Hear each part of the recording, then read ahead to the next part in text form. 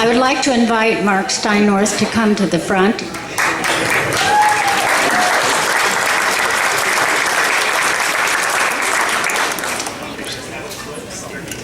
Good evening. I'm excited I get to be the first person that gets to thank you for being here tonight.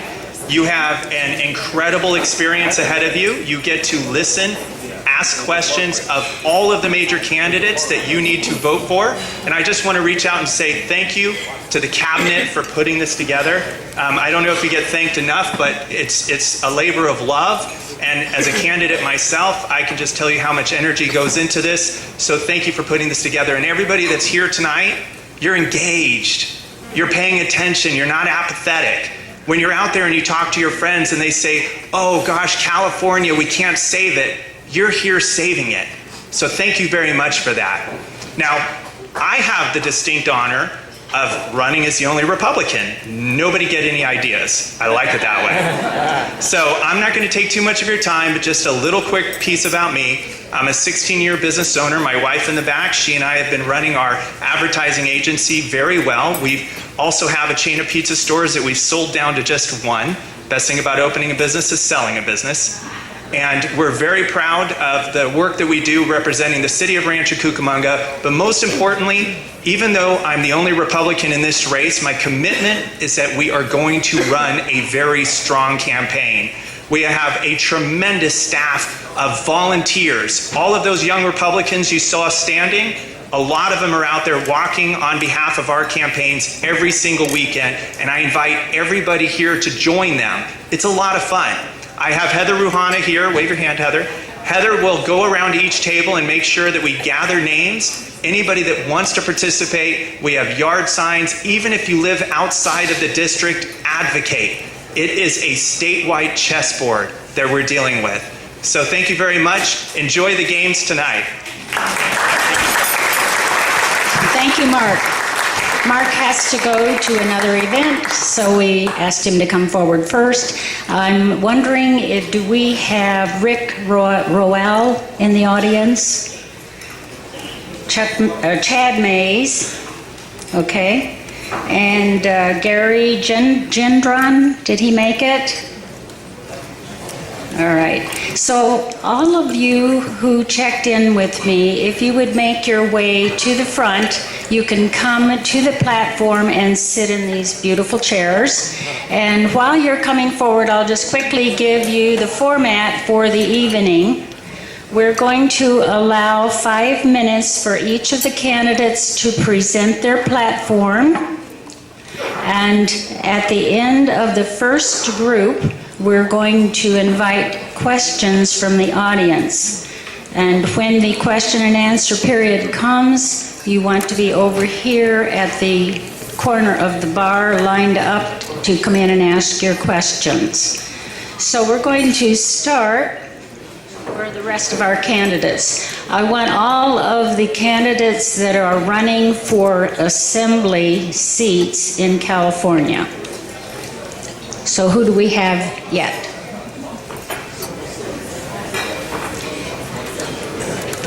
All right, we're going to time you. You will have 5 minutes to talk. And at the end of 4 minutes, if you will watch here in the front, there will be a card to warn you.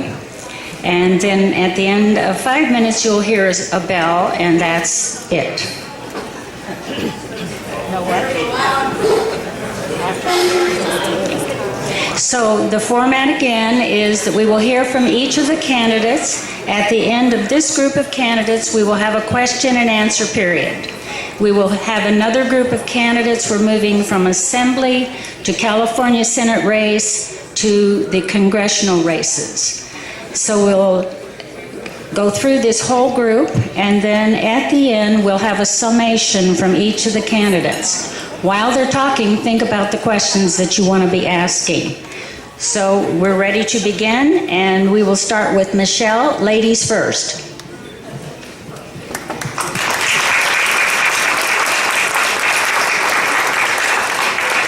Hello.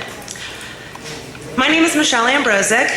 This is my first time running for office.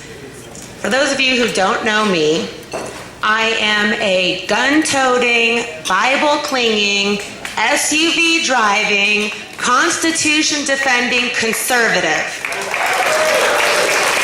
Thank you. I am a wife, a mother of 3, and a small business owner. I'm running for assembly because I am tired of the status quo. I am sick of the career politicians who are more concerned about lining their pockets and climbing political ladders rather than representing we the people. As a small business owner of a health insurance brokerage that's been in my family for over 50 years, I'm disgusted over Obamacare and the negative impact, thank you, the negative impact that it's hitting my district and California with. We have one of the highest primary care physician deficits in the nation, and we are introducing thousands of newly insured people under this legislative debacle that has more to do with control than it does health or care.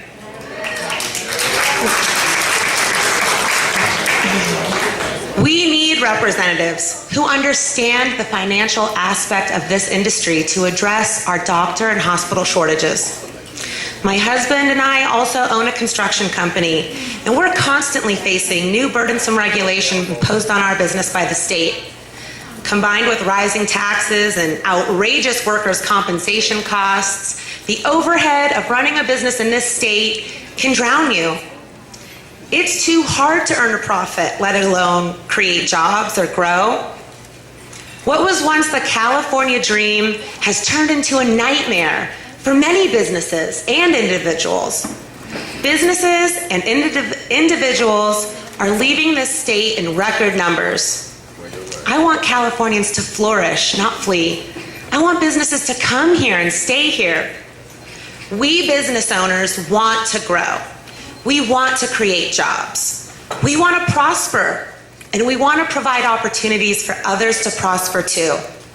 But these career politicians whom we have entrusted our once great state with are driving us off a cliff.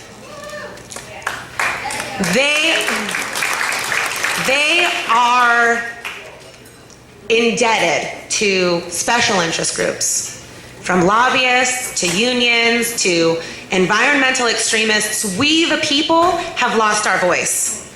I'm bringing that voice back to Sacramento. Thank you. Safety, prosperity, and liberty are under attack in California. As a mother of 3, I want to ensure that the California dream still exists for my children and their children. I don't trust another career politician to defend these ideals for our future generations. Now, I'm not endorsed by any politicians, but I am endorsed by the National Doctors Tea Party. I'm endorsed by physicians and healthcare providers across the district, small businesses, and individuals like you. And together, we are going to ensure that this seat belongs to the people and not the politicians. Thank you. I really appreciate your help. Thank you. I will be around afterwards to take questions, and I really look forward to speaking with as many of you as I possibly can. Thank you. Have a good night.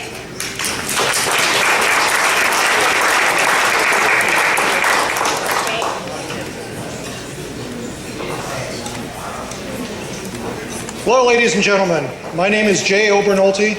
I'm currently the mayor of the city of Big Bear Lake, but my background is in business. 25 years ago, I started a small video game development company out of my college dorm room at Caltech. And over the 25 years since then, we have grown into one of California's most innovative technology leaders. We have an 8,000 square foot office building in Big Bear Lake, and I'm very proud to say I have 25 incredibly talented and brilliant people working for me. We make video games for PlayStation, Xbox, Nintendo Wii, and just recently we started making games for mobile, for iPhone, iPad, and Android. I am incredibly proud of the legacy that we've wrought. I also have a long history of service in elected politics. I was first elected 9 years ago to the Big Bear City Airport Board. I served 3 terms as president of that board. 4 years ago, I was elected to the Big Bear Lake City Council. I was mayor pro tem the year after that, and I'm on my 2nd term as mayor. So, why am I running to represent you in the State Assembly? I have 2 sons, 15 and 13, and they've told me that their dream is to follow in their father's footsteps and start a business here in California. They look at my background and they tell me they think it's an embodiment of the American dream, that someone can start a company out of their dorm room and through decades of hard work, grow it into something that provides good jobs and support for the families of the employees and the family of the owner. But I have grave concerns that in this day and age, in the state of California, that my sons can do what I did, even if they work as hard as I've worked. What we have built here in California is an incredibly toxic environment for our businesses. So that's why I'm running for the State Assembly, because I feel that you can't understand what it's like to run a business unless you've been running a business in the trenches. You can't know what it's going to take to improve the business climate for businesses here in San Bernardino unless you have managed a business through decades of ups and downs. Unless you've had the experience of finding yourself on your knees in the middle of the night praying because you know that there isn't enough money in your business bank account to make payroll the next day, unless you have done that, you don't know what pressure our businesses are under here in the county of San Bernardino. Amen. Thank you. All I want is for my sons to have the same experience and the same opportunities that I had when I was their age, the opportunity to work hard at achieving their dream. Isn't that what we're about here in America? We're not supposed to be about handouts. We're not supposed to be about giving things to other people or the generation of what have you done for me lately. We're supposed to be about building an environment where the cream rises to the top and it's possible to achieve your dream through hard work. So that's what I'd like to do for you in Sacramento. And of our field, I am the candidate with the most business experience, and that's why tonight I'm asking for your support and your vote. Thank you very much.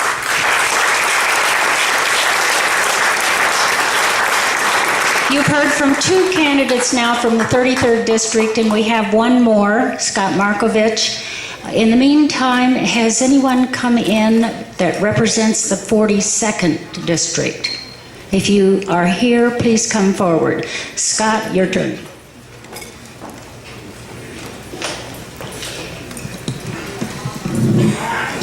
Thank you. Well, I'm also running for the 33rd District, and it looks like the San Bernardino Mountains is being well represented here.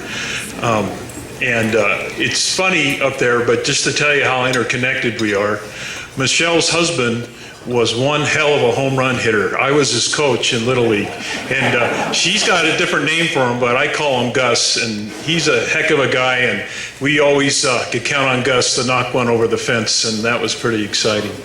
I don't know much about Jay, other than he's the mayor of Big Bear, but tell you how long I've been in the mountains, San Bernardino Mountains. My mom was homecoming queen in Big Bear in 1958.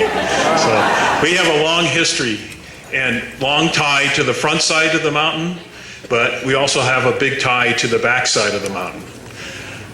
I have kind of thought that politics sometimes has gotten so serious that we forgot about being human. And I have something human to share with you right now, and well, I'm going. My friend Gwen, she's retired, and they live in Duluth, Minnesota. And as you've been following, we're in a drought, but back east, it has been very, very cold. And so she calls me the other day, and she says, Scott, I'm really worried about my husband, Fred. And I says, well, why? And she says, at 3 o'clock the other day, it was just about 3 feet of snow. And he's just sitting and glaring and staring at the window, and he has a really kind of concerned look on his face. And I'm looking and I'm going, well, maybe because he's bored or because of just the weather and stuff. And she said, well, about 6 o'clock, it got up to about 6 feet of snow, and I decided to let the poor bastard in. All right. Why am I running? I look back and I say, why am I running? And I look at the many things that gone on in my life, and they stand out. I can remember when my wife and I, who have been married for 33 years, who have 3 awesome children who have all graduated from college locally. But I remember when we had our first son, and my wife was a waitress then. We got married really young. We were high school sweethearts, and she was pregnant, and we had our first baby in community hospital. Well, we were poor, and we didn't have insurance, and we weren't planning. So we went in the hospital, but we had saved up our money, both our jobs. I was always in construction. We saved up our money, and we had enough. We made sure what it was going to cost to get in. When it came time, after we had our oldest son, Ryan, to release him from the hospital, I went to the hospital to pay him in a check the full price. At then it was $2,600. They refused my check. They made me go home. They said, you need to either get on welfare or you need to get an entitlement or other things, and they made a lot of conclusions. We won't accept your check because we feel it'll bounce. We want a cashier's check. That was the start of my thinking about what is wrong with this state. There is no incentive to be independent. Another thing that's got me concerned and is starting to work on me is our sovereign rights. And our sovereign rights have a lot to do with our liberty. And one of the things that is really starting to be concerning, and the number one question I'm asked in the Assembly District 33, before they'll even talk to me, is where do you stand on gun rights? And I'm absolutely for gun rights, but I'm more for gun responsibility. And I think that the people in the Ukraine and in Syria can understand why our founding fathers put in the Second Amendment. And this is another reason why I am running. It's a little disconcerting that in Sacramento, they feel like each of us aren't responsible enough or have the independence to be able to handle a gun and to be able to use it wisely. There's a lot of people, especially in the high desert, that they realize, and as they do in Syria and the Ukraine right now, that your government cannot always protect you. And why gun rights are important, I don't want to get radical about that, and that's been kind of accusations a lot with this side, is the reason is that it has, 1 minute, okay. The reason is that we want to protect gun rights is that once they start in on gun rights, they start going into all the other infringements. And the other infringements just continue to escalate when they become more powerful. And we need to kind of stand up in Sacramento and take a stand. Another reason, and this is why I'm running, another reason that I'm running is I am a general contractor. I do a lot of work in building custom homes and have actually developed homes. I have a friend, his name's Warren Angel. He owns a trucking business. And it's a semi-trucking business, and he hauls gravel for us. When they passed AB 32, and Mike Morrell will tell you and can tell you about all of the ramifications of that bill, but what it did is that it was kind of an emissions law.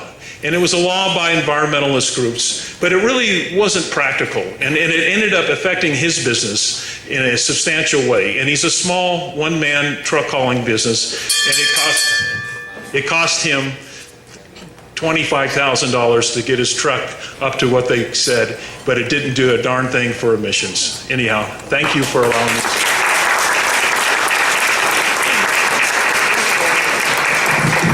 Thank you, Mark. And we're going to move to the 52nd Assembly District with Dorothy Pineda. If anyone has come in for the 42nd District, please come forward, because we're going to be moving on very shortly. Dorothy. Well, hello, everybody. My name is Dorothy Pineda. I am running for the 52nd Assembly District.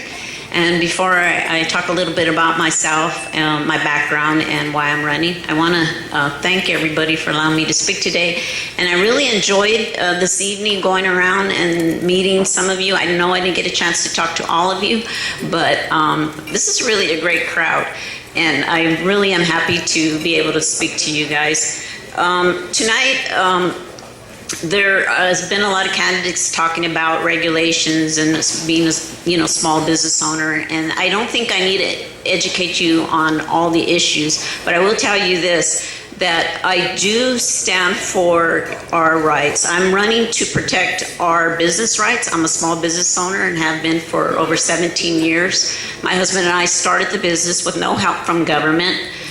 We actually took all our money from our retirement and money that we had in the savings, and we decided to run a business. We've been in business. We actually, due to California's regulations and taxing and everything else, has caused us to not even have employees. That's probably the main reason I started thinking about really running, but there was a lot more things going on up in Sacramento with the legislators that we have in office that are just running amok when it comes to our business rights, individuals' rights, and our family values.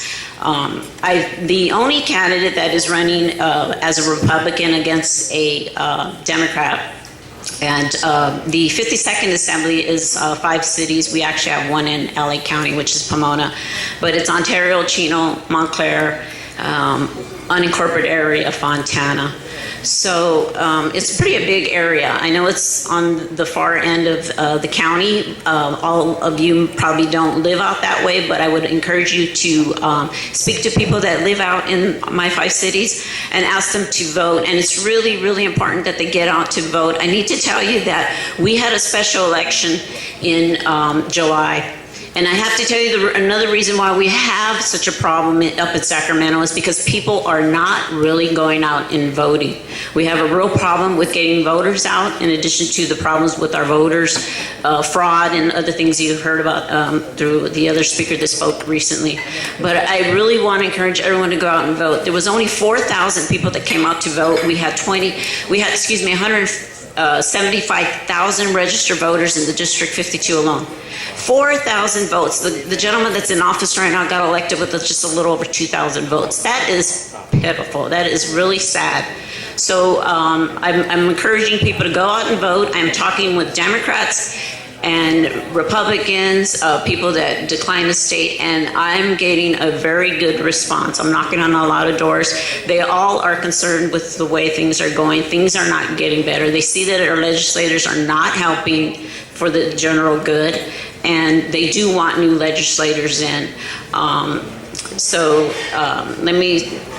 did mention that I am married. I have 3 grown sons. I have 1 granddaughter just recently. I have a beautiful daughter-in-law. I'm very proud of them. And it really scares me that the bathroom bill actually got passed. I mean, I was even appalled by Obamacare, okay? So, I mean, it's just, how much worse does it need to get? We just need to get voters out there to vote, educate them on the issues. You can all see that I am Latina. I was born here in the United States, so were my parents. I come from a middle-class family with 7, I'm the 5th child of 7. My father was a very hard-working man.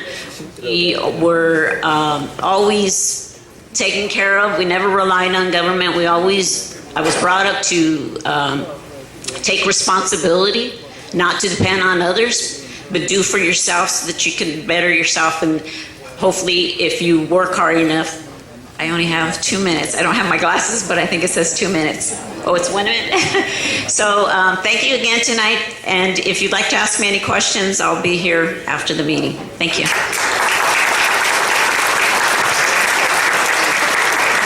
I have to say that Dorothy is a go-getter. She attends every meeting and takes every opportunity.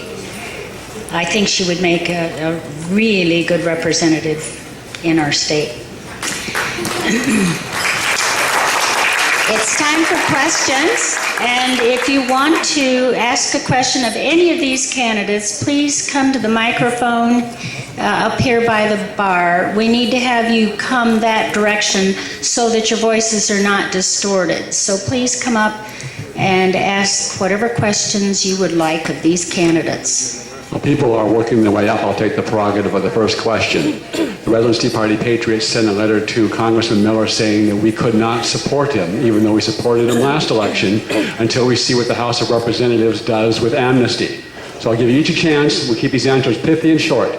Do you favor or oppose amnesty, by which we mean legalization for current illegal immigrants with eventual citizenship? We start on this end.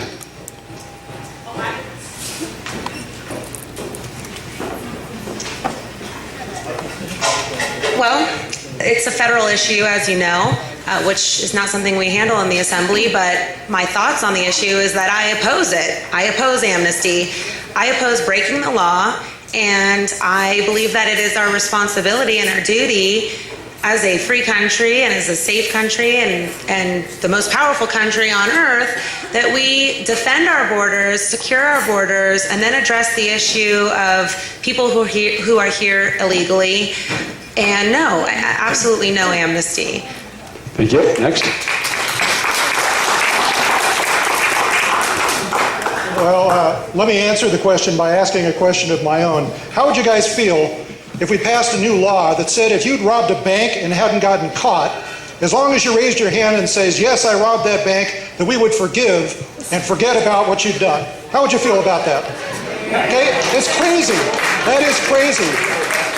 How on earth could we possibly say to people that admit to breaking the law, you guys are welcome now in our society? I'm totally against amnesty. Thank you. Next. I am against amnesty, and I'm going to tell you that we don't need any new laws. All the immigration laws we have, we just need to enforce them. There's no consequences. The problem with immigration, and this goes way back, turn of century, is that we need to impose some penalties. Now, I'm talking about even to the point where we can pass, maybe if you want, enforce laws, but we need to penalize them like you do with tickets. You know, if you're speeding, you get a ticket. If you're caught, you're illegal, and you don't belong here, you need to hit them in the pocketbook, okay? And that's the consequence, and we have not done that. So there should not be no social welfare recipients that are illegal immigrants. They shouldn't be given driver license. They shouldn't be given any license for business, nor to be an attorney. So these are all things that need to just be enforced. Thank you.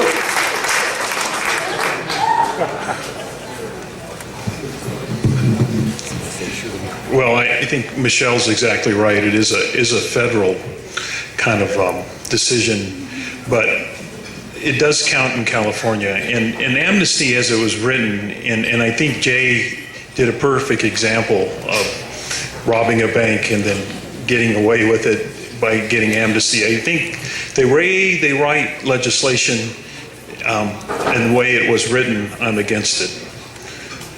I mean, against amnesty. The reality is we have to be pragmatic about the future of our country and our state. So we have to be objective in trying to find a way to solve this. And there are existing laws on the books, but we need to go one step further. We need to enforce those laws. And we also need to look at our businesses, because there must be a way that we can establish a way to allow immigration to be involved with the workforce, but also not to be a drain on our society. So we have to take it one step further. By just saying we're against it, we have to begin to try to find a way to solve it. And it is time that the state in Sacramento start to get involved with this and start petitioning to find answers, because this is not going to go away, and the other side is going to hold us to the fire on this. And so it's going to be a tough issue, and we can't let it down. We've got to solve it. Thank you. And our first question from the audience. Thank you. First, I'd like to thank everybody for showing up. Awesome turnout. Jay, this is for you. I was a resident of Big Bear Lake for many years. Are you familiar with a gentleman by the name of Andy Acosta? Yes, I am. How do you feel about his business and his land being taken by the county of San Bernardino, the United States Forestry Department, where the son of the Big Bear City Fire Department's land adjacent to him is being left alone. I'm a fan of liberty. I'm a fan of small government, and I never like to see anyone's property taken away, especially a business owner, because those are the people that are creating those jobs. Andy, I know him personally. I admire what he's done. I wish he had taken a more conciliatory approach to his dealings with local government, because he had opportunities to work with the people that were opposed to him instead of doing what he did. But I think it's a travesty that whenever the government comes in and takes property the way they have. Thank you. I don't see another questioner, so I'm going to ask the next question. What do you think, and you don't have time to answer what we do about it, but what do you think is the greatest problem or threat America is facing today? Start here from the right this time.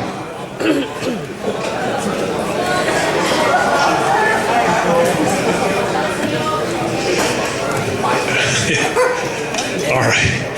How do you prioritize that in the hierarchy? I'm going to say economic expansion and job creation. And the reason I say that is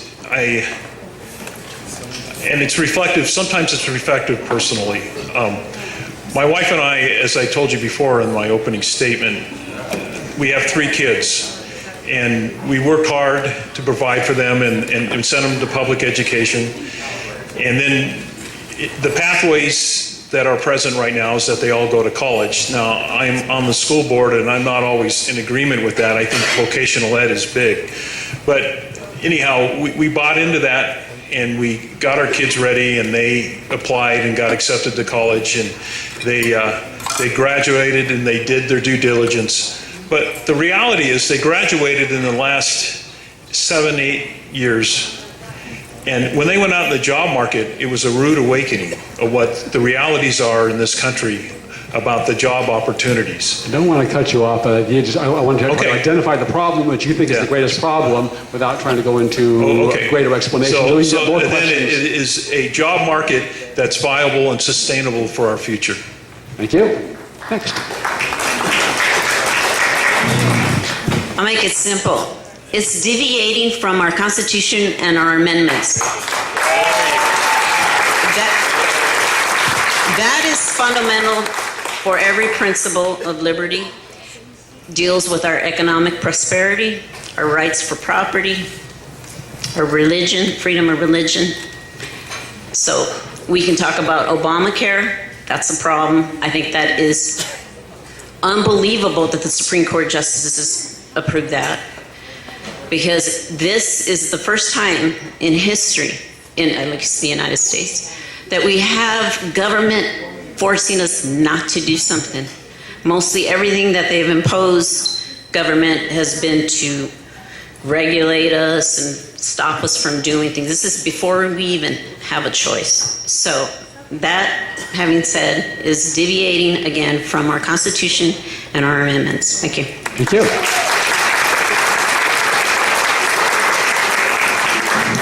I got to get in the habit of moving this thing up. So what's the greatest threat facing our country right now? I would say it has to be the attitude of entitlement that our citizenry has possessed themselves of. This idea that all you have to do is be born into this country and the government will take care of you. It is incredibly toxic. It takes away from you the right to your freedoms, the right to earn your own living, the right to follow your own dreams. If you look at Europe, if you look at what's gone on there, that's us in 20 years. That's us. Do you know that the rate of charitable contribution in Europe is a tiny fraction of what it is here in the United States? Do you know why? Because in Europe, they feel like the government is going to solve all of their problems. It's the government's job. It's not my responsibility. Thomas Jefferson said that when you take from someone who will work and give to someone who will not, that will herald the end of the republic. And if we don't do something about it, it will. Thank you.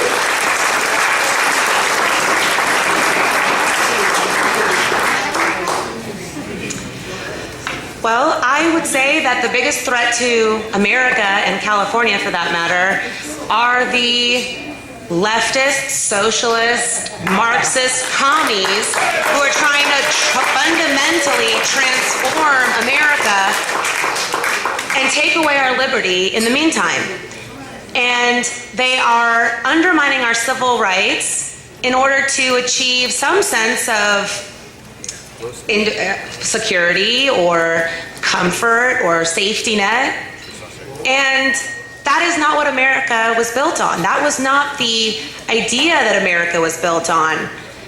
I believe that the best thing for America, we can improve so many things that are happening here in our country. We don't need to change America, and we need to make sure that we keep fighting this fight, because what's really under attack here is liberty and freedom, and a lot of people out there are willing to give up or take that freedom in exchange for things that don't matter. And I believe that it's our duty as citizens to fight against that, stand up and uphold conservative principles and keep America on the same principles that it was founded on and improve on that. Thank you. We have one more audience question if we have time. We do have time for one more question. We will have to make the answers quick, so. I would like to know what you have to say about education, particularly in regards to Common Core. Oh my God, I have no faith in the public school system. That is why I had my kids in private. But core, absolutely, I'm against that. I worked with a lot of youth in the community, and I see that a lot of our young children are graduating and not even knowing how to reason, knowing the basics of math, articulating, public speaking, just it goes on, and it's a travesty. We have a hard time even finding good employment because our kids aren't educated and they're not even ready to go to college. I am against Common Core. So, thank you. Jay?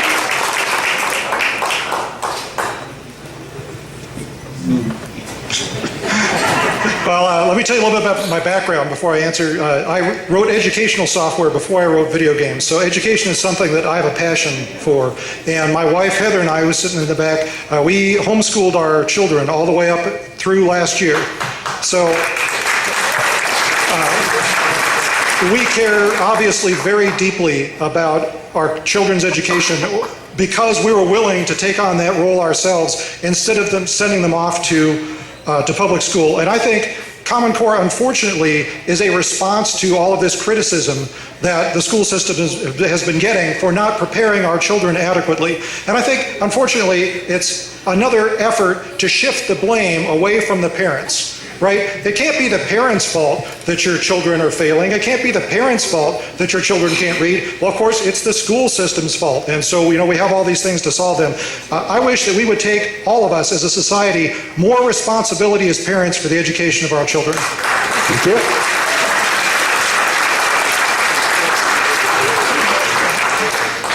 Well, my children are also in grade school, and to tell you how I feel about Common Core, I pulled them from grade school, and they are now in Christian school, and I believe that this is the best fit for them right now. I oppose Common Core because it is a federal one-size-fits-all approach to education that does not work. It is just like the federal government's one-size-fits-all approach to healthcare, which does not work. It's like when the government says, oh, you're a male, but you need maternity coverage, but for education.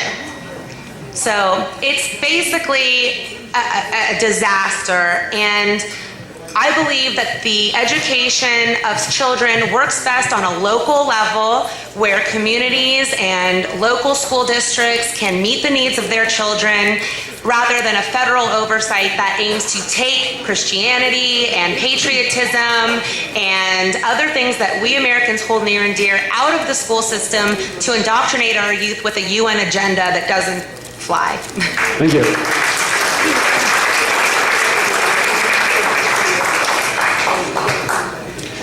Well, I think I've kind of alluded to it, but I will share it with you. I came from a school board meeting. I have been a school trustee for a Rim of the World Unified School District for the last 7.5 years.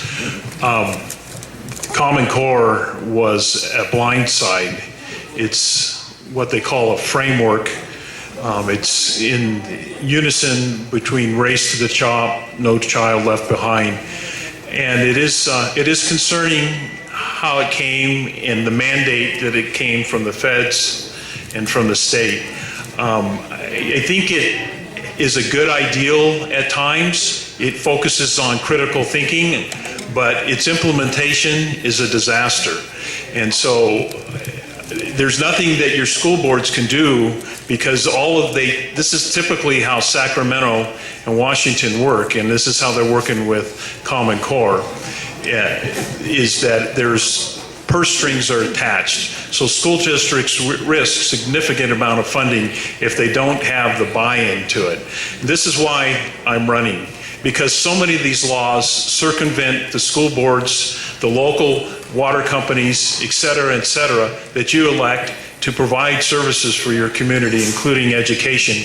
But these mandates override it because they centralize the funding.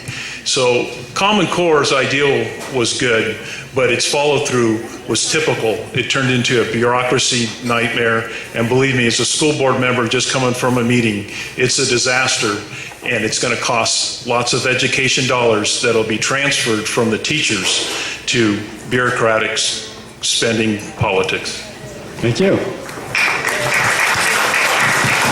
I wish we had more time for questions, but we may have more time at the end if we keep moving. So let's do that.